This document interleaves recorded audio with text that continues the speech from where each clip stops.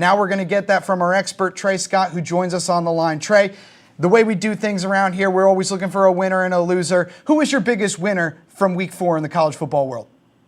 My biggest winner, Gus Malzahn and the Auburn Tigers. They're 4-0 now. They beat Texas A&M 28-20. Gus Malzahn now has 2 top 25 wins. Of course, they beat Auburn in Week 1.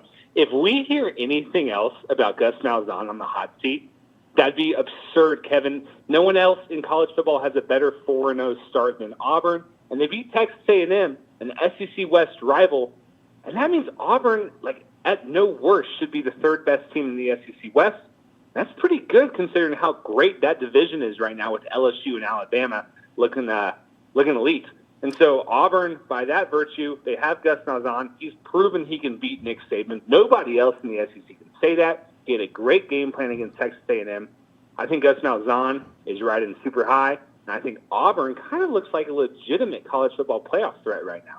I can't argue with Auburn. That was a huge win. Their defense really balled out. Personally, my biggest winner of the week is Georgia, considering that Notre Dame win, emotional, momentous, probably their biggest win since their last one against Notre Dame in 2017. And I think that this one could be one that lifts Georgia to another stratosphere, just like that last one against Notre Dame. But I want to get your biggest loser as well of the week. I think we might be on the same page. Tell me who it is. Well, of course, it's Jim Harbaugh. It's Jim Harbaugh. He was already 0-4 against Ohio State. Last few marquee games he's been blown out. You saw Ohio State last year, lost badly to Florida in the bowl game.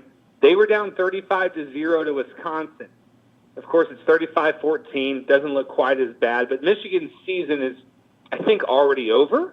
And it's September 23rd. This was a team that was supposed to make the college football playoff. They had a new offensive coordinator, Josh Gattis. They had a senior quarterback in Shea Patterson. They had to replace a little bit on defense, but they have the number 11 most talented roster in college football. And, oh, yeah, Urban Meyer is gone. This was the Big Ten for the taking for Michigan. They absolutely blew it. And instead of saying, how great can Michigan get under Jim Harbaugh? Can they make the playoff? Can they win a national championship?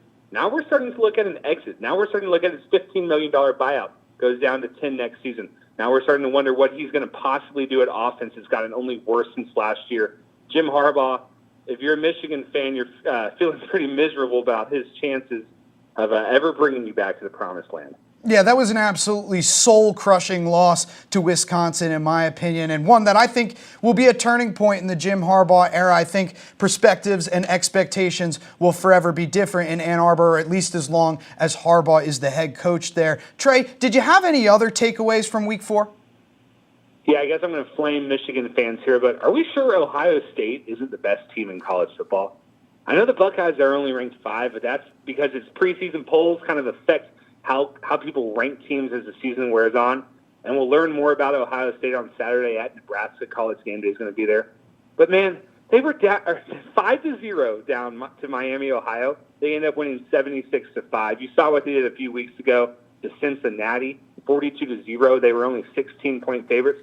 Ohio State's flying so high. Justin Fields looks incredible. J.K. Dobbins is finally running the ball like he did as a freshman. They have the number 2 defense in the country as far as yards per play. They look invincible. I think they're going to make a big statement against Nebraska. And, hey, we've been talking about Clemson, Alabama, started talking a little bit about Georgia this past week.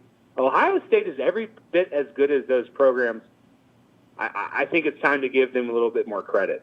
Absolutely. Ohio State, extremely impressive in that win, and really impressive in that second quarter was Justin Fields. All 6 of his touchdowns, 4 passing, 2 rushing, came in that second quarter, and that's really what allowed Ohio State Buckeyes to cruise to victory in Week 4.